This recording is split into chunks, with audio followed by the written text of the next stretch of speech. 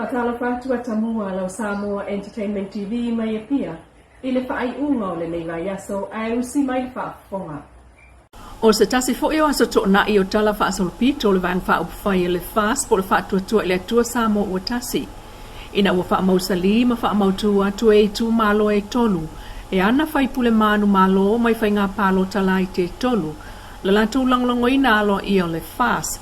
E ala i le mamoli alo i atu leo la tau fai pule le vang fa upfai po le malo. Na tamua mai le tu malo faleta fa. Mamoli mawinai fa alo longa masan yai. So atu ma le tu malo si umu.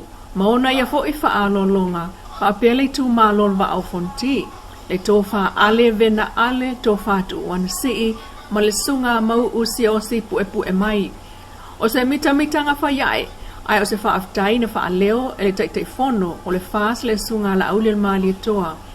Pola tai vao leo te fosi schmet le feilo inga. Ale banga fa ufai mai tu malo o ta uailunga. Da ufianga ni fai pule ia welcome to your new family. Le tatalo na tu inatu na tato feiloi e mana o mia lau tau lango. A wal fai ngā malo.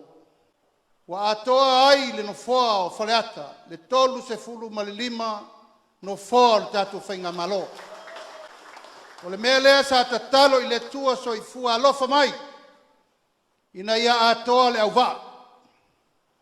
A wale wha mautuina o le whainga malo i ona vaenga i sesi.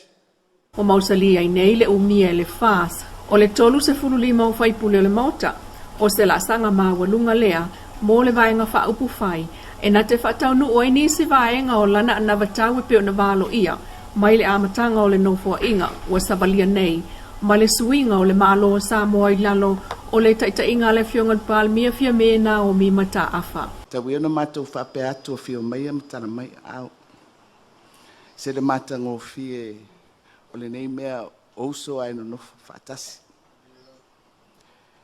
A whatino, tātou te langona ai, le whatupuina o le malosi, o se whamoemoe. I le whamaupopo mai o le atunuu.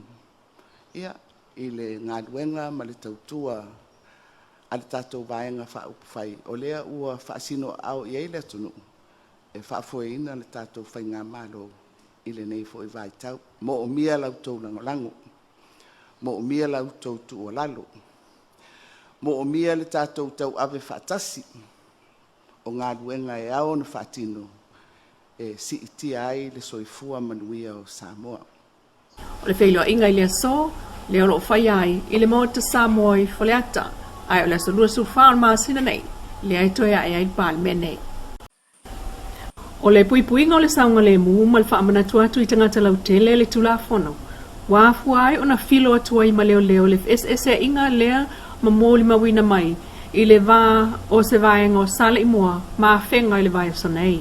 Ka mole, o lo whakalia, le apilia, a anu anu a lande iai, i au ga, ai nani lia mai, tili, whai ane me stili, o le tinga ranga le kua, se kato whama, se se kai, se i tai atu hoi ane kukoki, se ta te ngā. A ese me vale con roko ya. Ngā tau wham. Le ngā. O le taunu uatua leo na mōli mawina i tau ai ngā maa malangona fo i le pāpā o pulufana. Sauno ai le fiongal komsina mtanga alwenga o leo au apa aulongo i tino Filipo. Ina uafsilingia le teo Polinisia. Na ave se ali i mai a whenga, mō tonga fitinga o lona ulu. Na fiestasi o maa il taimi o tau ai maa mai leisi tu le vahanga o le whanua. Lena tu poi FSSI. Ma ta ol komsina le whaia iai o so e ngā leo le taimi nei. Ai ono whaia mōlianga whaasoli tu la whono pe atu sai, pe tai. O le tau singol file e mua se lia le lua se furu leo na whaata alise atu iai. Ina ua val a wane Mosef Sosoani mō le vā nofo file e mua i ono. Inisi o tala, wasa sa atu ai i a Samoa whaamanuyanga o Amerika Samoa. Ile umane o fontanga le atua o Samoa, i tai o Samoa na lua. Ai wailoa nea i le tele o seo ngā o le waftau sia i o Samoa na lua, le tamau ainga whaawau o Samoa i sasae, ma Samoa i sifo. Ina wa whaailoa i whaamaumau ngā pulenga o tupe Amerika Samoa, Le tupe silia o Samoa tuto tasi tupe whaamomoli e lafo ese atu ma Amerika Samoa. I whaamaunga na whaelo al taimi o le fono. O lo tūlanga mua ai Samoa e sifo le telo o tupe o lafo iai e ona tangata mai Amerika Samoa. E pe on whaamawina ia mati lua o lua tasi ia te sema lua o lua lua. Lo pito mawalunga ai Samoa le se fulu valu te sima le 1 miliona tupe Amerika. So o ai Filipaina e valu te sima le lua 4 miliona. Tupe lafo i Amerika e fitu te sima le 5 miliona. O Saina e ono te sima le 1 miliona. Vietnam e tasi te sima le 5 miliona. O Fiti e tasi te sima le 8 miliona matonga e silia le lua se la wafe tupe Amerika. Ile whamtalanga whaalawa i tele mai le official malo Amerika Samoa o ta wai. Le tu ina atu. E le teu tupe le territory ma le mo tau sanga o lantalo le tupe whaamoli le vau Amerika Samoa ma Samoa. O le sunga fo ia malemo o lo ngafa malvaenga tiu tel territory ma ia ta wai tu la ngalu lumo ngalu nga whai mo pui ngā tua oi.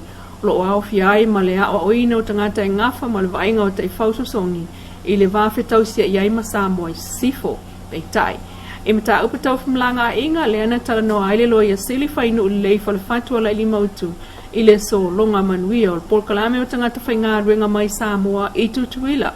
O atu le afe tolu se lau 5 o whalei o staki Samoa ai olo o mana o mia lava pea nisi tangata whainga ruenga. Mai a whailo foi, le lo ia sili a whainu le leile o atu le wha se lau tangata anu Samoa lo wha mao nia a manoa i le masina i lalo leo pol kalame wha apitoa. Ai o atangia i tūlanga alu i lunga o le fisosoani Amerika Samoa le tamau ainga o Samoa tuto o tasi o se la sanga tau leia fo ilea ma le manuia o lana so tanga wha awau le ato o Samoa mai le tau matel si iti ai o tupe mau e le istau sanga wha al tupe ma ona wha amaumaunga o muli mai peita i ese mai wha amaumaunga o ta ua ilunga utau o loa o lo la ue le vaa o le Lady Samoa e whai tau se lau pai late o loa i vai aso taitasi e wha amomoli atu i tutuila mo upolu. Ua tali mai ampasa o Japani sente Kisuke le tal sanga laloma lava i sawa i moso na whalea o ngafau.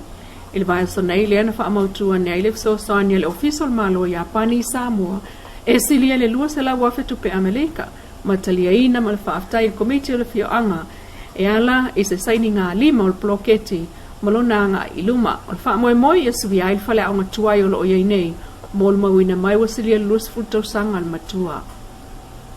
Na mawalunga le taunu unga o le auta alo squash a Samoa le taamurusanga le na whai ai fiti mo le vasta wai e o mo le vasta nei. Na manu malo ai opportunity fatia lofa i le pine siliva le vaenga o li. Ai manu malo le awata maita i pine siliva.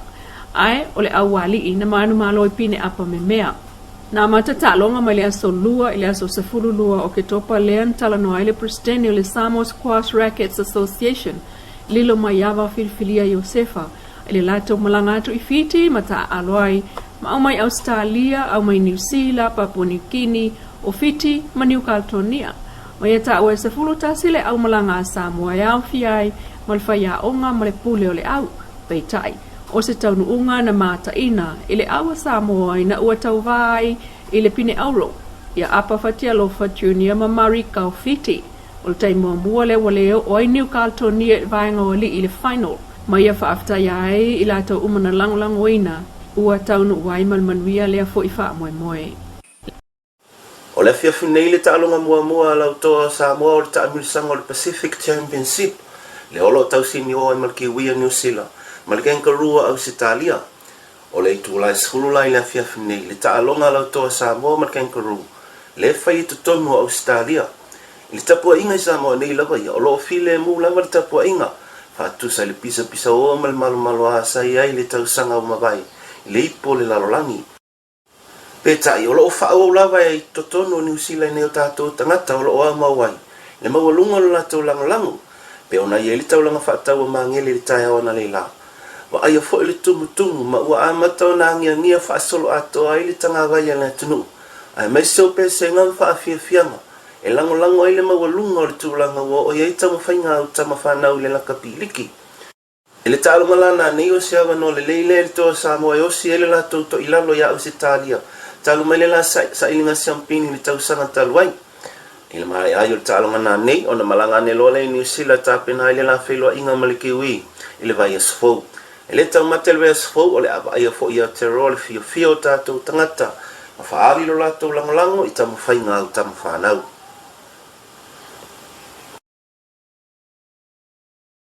O Samoa Entertainment TV mai a pia, tātou toi whai fo i le vai o sa fo.